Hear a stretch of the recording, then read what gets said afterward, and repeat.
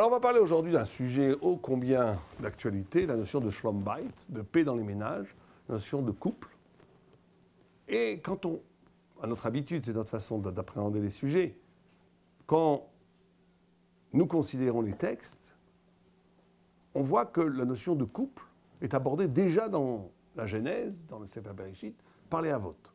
Et il y a des choses tout à fait singulières.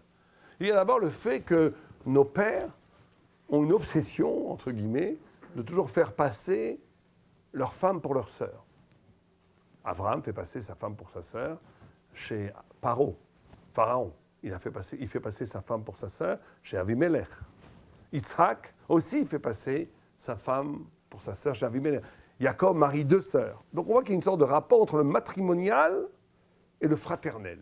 Déjà, ça serait une clé pour comprendre qu'est-ce que c'est le couple juif. Deuxième chose, dans les 10 épreuves d'Abraham, la 10e épreuve, d'après la quasi-totalité de tous les Rishonim, les grands sages du Moyen-Âge, c'est la Hakadat Yitzhak, la ligature d'Yitzhak, qui est le fait qu'Abraham, qui est tout amour, Dieu lui demande de sacrifier son fils, qui est l'anti-amour par excellence. Il le fait quand même, parce qu'à ce moment-là, il montre que son rapport à Dieu est un rapport qui dépasse l'épanouissement naturel de ses propres qualités. Abraham Avinu, s'il avait refusé de sacrifier son fils, il aurait révélé qu'il était peut-être très spirituel, mais qu'il n'était pas l'être de la Kedusha, de la séparation. Quand Abraham Avinu est tout amour, et que Dieu lui dit « tue ton fils bien-aimé », qui est le contraire. L'acte de tuer son fils, je pense qu'il n'y a pas d'acte plus anti-amour que ça au monde. Le meurtre étant l'acte le plus anti-amour au monde, son fils bien-aimé, impossible. C'est l'équation totale, c'est le paroxysme du contraire du chesed et de l'amour. Et pourtant, Abraham est prêt à le faire sans aucune discussion. Pourquoi ? Parce qu'il atteint à ce moment-là une identité qui n'est plus une identité. Il dépasse l'identité, il devient juif. Disent les commentateurs qu'à ce moment-là, Abraham Avinu a inscrit dans la nature du peuple d'Israël la capacité du sacrifice, du dépassement, de la kedusha, de la sainteté. Et pourtant, Rabbeinu Yonah dit que ce n'est pas la plus grande épreuve. La plus grande épreuve serait quoi ? Serait le fait que quand Abraham Avinu, après la Hakadat Yitzhak justement, après que le Satan ait montré Abraham Avinu prenant le couteau pour tuer son fils, hissant le couteau pour tuer son fils, et Sarah Imenu a vu cette vision d'horreur et en est morte d'une crise cardiaque. Et bien Abraham Avinu a pris Sarah pour l'enterrer dans Marat HaMarpela, on va traduire ça, le caveau du double. Marat HaMarpela, c'est-à-dire le caveau Marpela du double. Pourquoi c'est double ? On va expliquer. Le Pshat Pashut dans Rashi, c'est parce qu'il y a là-bas des couples, des kafouls. Il y a des couples.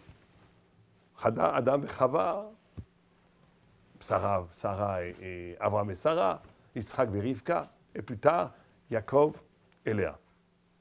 Mais en tous les cas, d'après Rabbi Yonah, la plus grande épreuve, ça a été de devoir acheter ce caveau des patriarches. Ce qui ne fait pas de sens du tout. Parce que quand même, c'est beaucoup plus compliqué de tuer son fils que de devoir acheter une concession pour enterrer sa femme.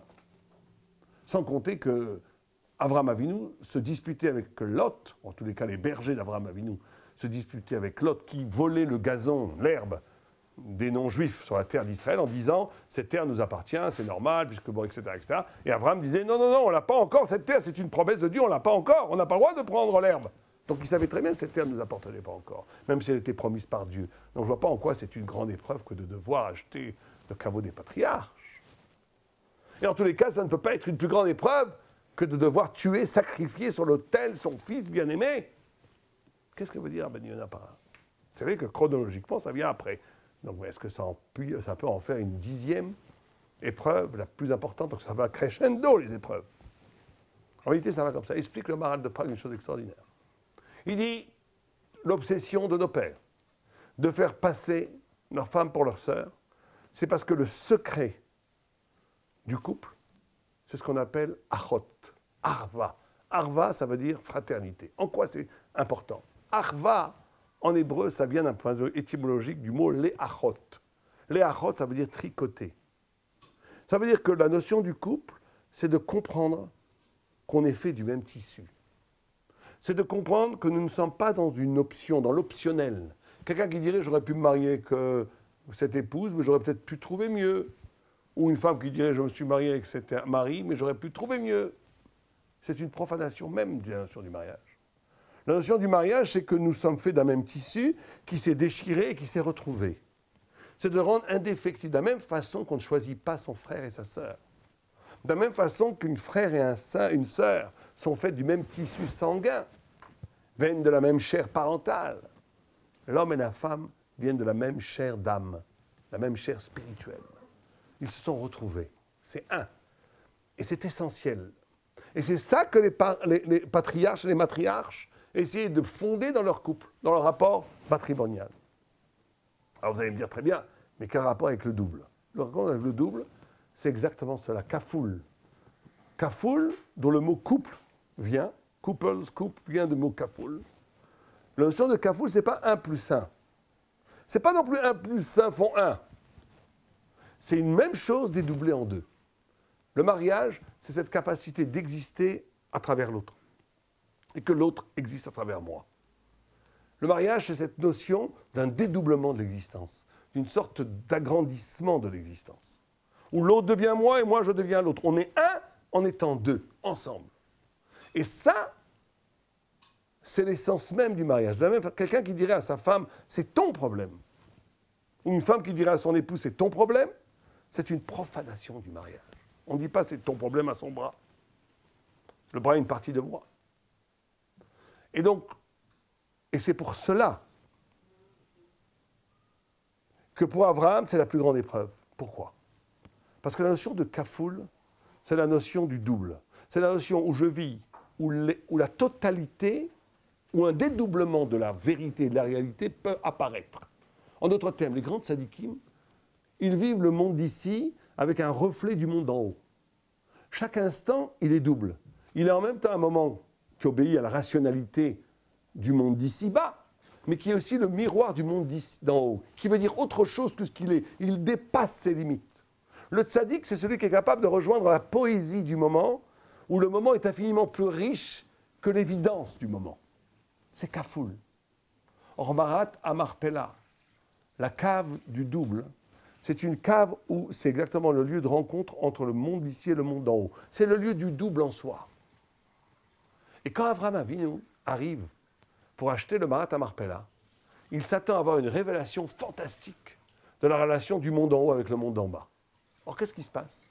Un homme vient et il commence à lui faire du business, du profane, 400 cycles, point de cycle, il commence à lui faire du baratin. Il est en train de lui faire de l'immobilier. C'est une sorte de terrible chute. C'est comme certaines personnes, ils vont en Israël, ils croient qu'ils vont trouver le paradis, ils arrivent ici, les voisins, ils leur lancent de l'eau sur la tête, ils ne comprennent pas. Ils disent, mais ils ont l'impression que c'est encore mieux en haut, ça reste, Dieu préserve. Une des grandes épreuves dans la vie, c'est que quand on a aspiré à la grandeur, et qu'on arrive à cette grandeur, très souvent, oui, hop, cette grandeur se rétrécit encore pire qu'avant. Et c'est ça l'ultime épreuve. Et regardez la finesse des choses.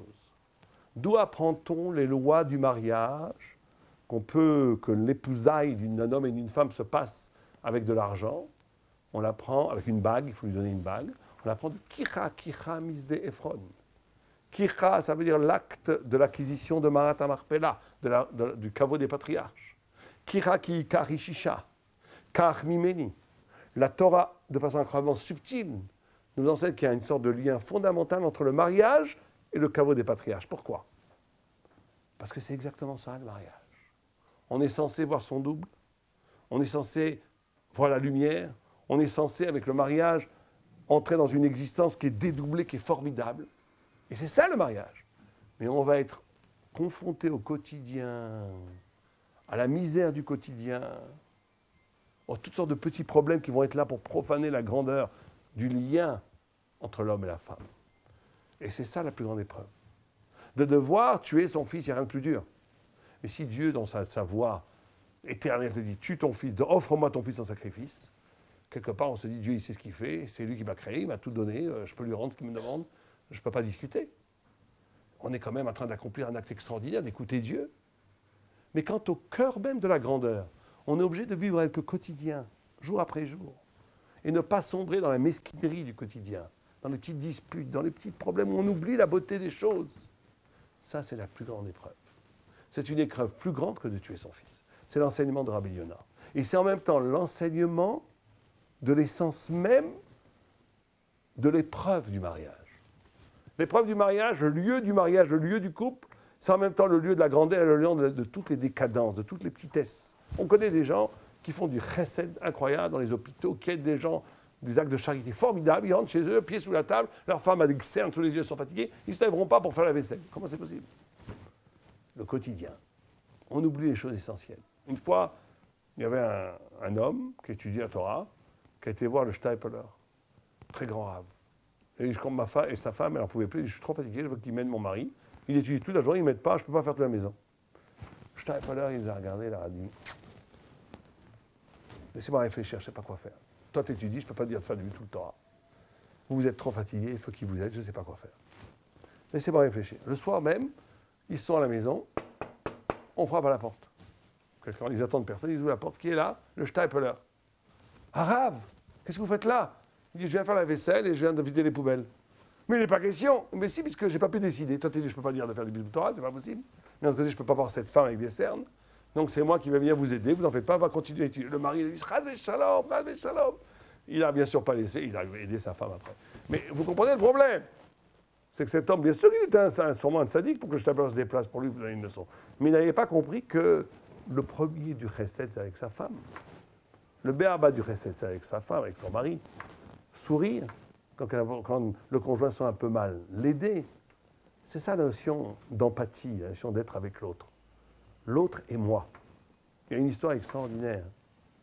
Une fois, il y avait un chassid, très beau, très tzaddik, qui boitait. Malheureusement, il boitait terriblement. Et on lui fait un chidour avec une princesse juive, une sadékette. Et elle voit au loin son chidour qui boite. Elle dit, non, non, surtout pas, je ne veux pas d'un mari qui boite. On lui dit, laissez, il veut vous parler 2 minutes. Elle, comme elle a de bonnes midotes, elle dit, d'accord. Il s'assoit et lui dit comme ça, il lui dit, écoute, j'ai rêvé de toi cette nuit. J'ai vu cette nuit que tu étais ma femme, ma Kala. Elle dit, non, non, non, je sais, laisse-moi te parler jusqu'au bout. J'ai vu que tu étais ma Kala. Simplement, tu boitais de façon très, très, très vilaine. Et j'ai dit à Dieu, mais je ne veux pas d'une femme qui boite. Et Dieu m'a répondu, tu n'y peux rien, c'est ton destin. Et j'ai dit, mais je ne veux pas d'une femme qui boite. Dieu, c'est ton destin. Comme ça pendant une demi-heure. Tout d'un coup, j'ai dit à Dieu, mais attends, dans ta Torah, il y a écrit que l'homme et la femme, c'est un. C'est le kafoul. Elle, c'est moi c'est elle. Je veux prendre sur moi l'infirmité. Dieu lui dit, si tu veux prendre sur toi l'infirmité, tu peux, vous êtes un. Et c'est pour ça que je boite maintenant. Parce que j'ai pris ton infirmité. Alors bien sûr, elle éclata en sanglots, il se marierait, ils eurent beaucoup d'enfants. Mais ce que nous explique cette histoire, c'est que l'infirmité, le problème de notre conjoint, c'est notre problème. Ce n'est pas son problème, c'est notre problème. Et c'est parce que c'est notre problème qui peut être beaucoup plus facilement résolu parce qu'on est à deux. Et le deuxième enseignement, c'est que le mariage, c'est toujours une épopée à reconquérir. Il faut toujours se reposer, savoir pourquoi on s'est épousé, quelle est la base de notre union, et de réenchanter, de repéotiser la vie à partir de ce choix primordial qui fonde le couple. Et ne pas se laisser entraîner, c'est l'épreuve ultime, par la mesquinerie du quotidien qui peut détruire des grands amours. Aleva Elenu.